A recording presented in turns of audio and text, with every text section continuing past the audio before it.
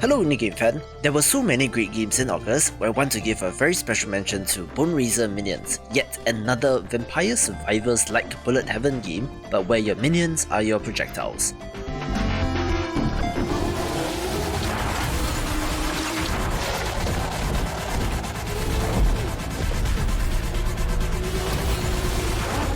Hidden Gems of August begins with Neodash, a very stylish single-player racing game where it's about pulling off sick tricks and shortcuts as you race to the end of the level.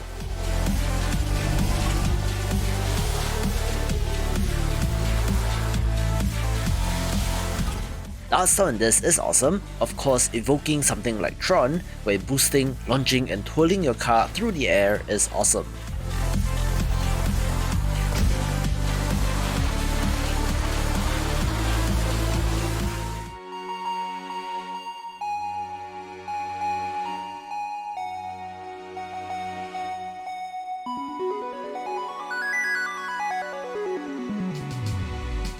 Honestly, I'm quite surprised at the performance or lack thereof of Blossom Tales 2 The Minotaur Prince, the sequel to a great game from 2017 that appears, at least extrapolated from the number of Steam reviews, to have not sold many copies at all, where this might be a case of more of the same which people got enough of from the first game.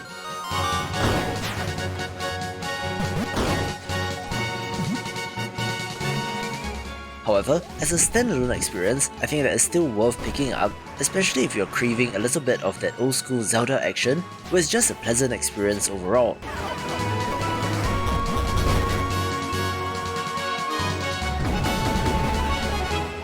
Not too difficult or challenging, not too long in duration and not too deep with the story, but it does have nice pixel art, and overall did meet my expectations of a sequel.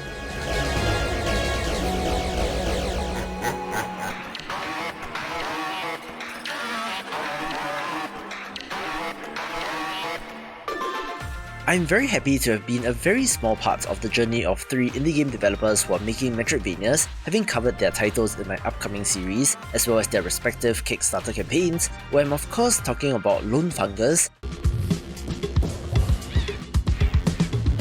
Haiku the Robot,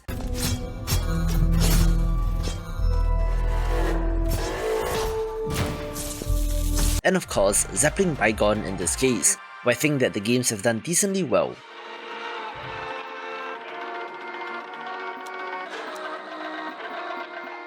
Zapling Bygone in particular has a fascinating premise where you play as an alien hive mind who wears the skulls of your enemies to steal their abilities, which of course means plenty of variety.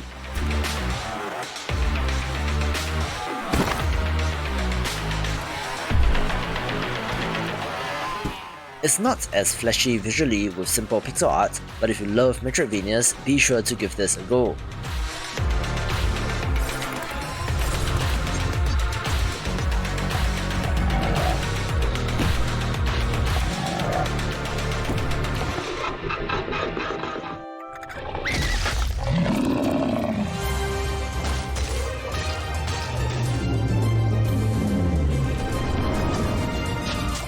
There was a time when there were plenty of parody games, so much so that people got really sick of them, so I do think that Sir Whoopass Immortal Death was the right place, right time kind of game, being a satirical take on the Dark Souls style RPG.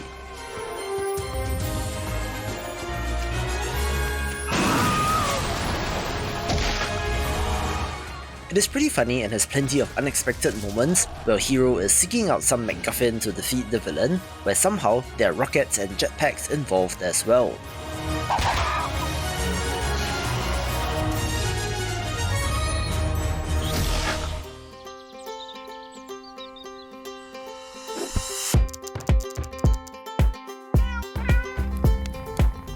If you love colony sims, be sure to pick up Catizens, one of the most adorable titles where you're building and expanding a village full of cats, having to gather resources, construct buildings, craft, research, and more.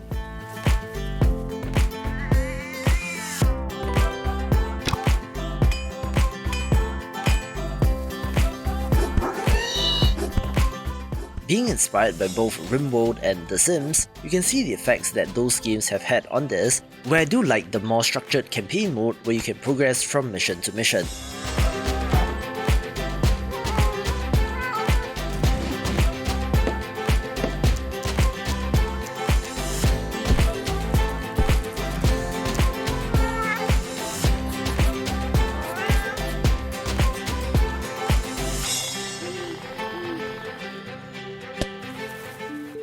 In a polluted world where animals replaced mankind, where a dome protects the rich and the poor struggle to survive, lives a detective. My magnifying glass. Out of the ordinary. One of the reasons why I love indie developers is that they do try to mash genres together in unconventional ways, where BROK the InvestiGator is just that. One that has a classic point-and-click adventure game where you play as a detective, crossed with a brawling beat-em-up action. Get the heck out of here! Meets beat 'em up. Enough. You're gonna regret it. Lead your investigation. At last, here you are. Truly sorry. Make decisions and face the consequences. The writing is pretty good and the art is wonderful, but the beat-em-up action is pretty alright as well. It's an interesting mix of genres for sure, but I think that it works in this case, so for something different, give this a go. See this? Our government. Cutie human. Welcome. You mean the circular saw? Face your destiny. You're gonna make it. I promise. Liar.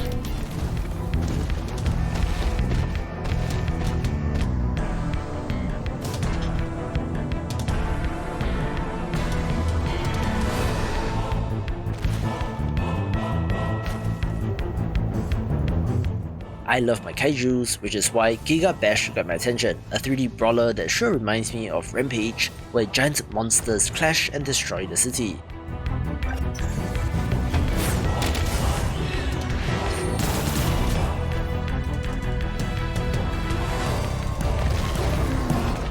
There's quite a variety in characters as well, from a lobster creature, an abominable snowman, classic Godzilla and Ultraman-like equivalents, a giant snail and even a living building, but the unique story campaigns for the different characters are pretty neat. So there's plenty to love here and it's great with friends.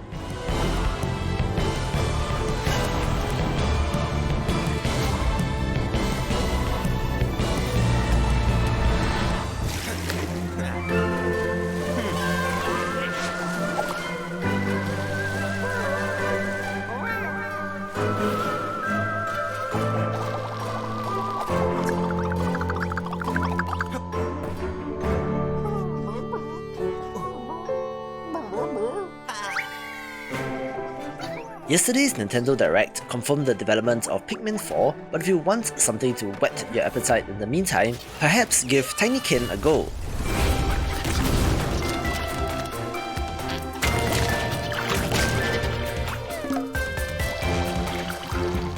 This is a 3D puzzle platformer that has a great art style, where you enlist the help of these little creatures named Tinykin to solve puzzles and to maneuver around the environment, which just so happens to be real-world adjacent, since our protagonist was shrunk down.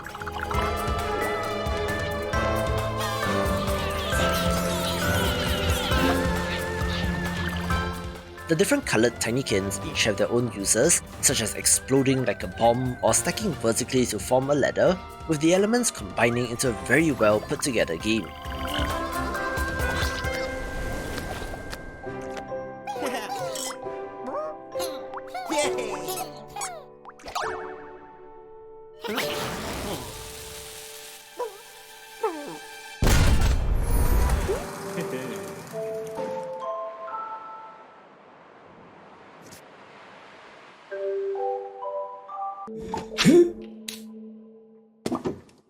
I have to give props to developer Happy Juice Games where they did it, making the wonderfully animated classic point-and-click adventure game Lost in Play, which has been very well received.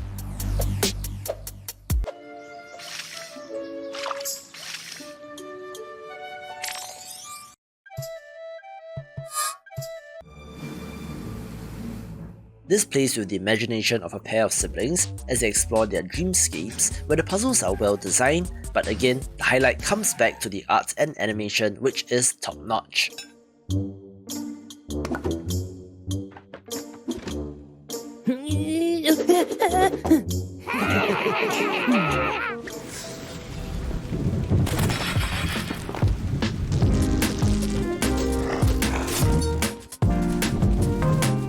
I I love seeing progress in indie developers from one game to the next, since it showcases both the passage of time and the improvement of their skills, where Isolates comes to us from the developer of Sheepo from 2020,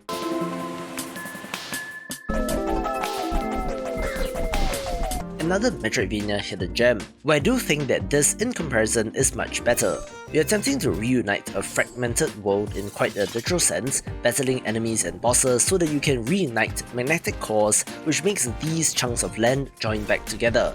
There are plenty of upgrades to get and pretty decent combat, being a very well crafted entry where it's definitely up for consideration in my Games of the Year list.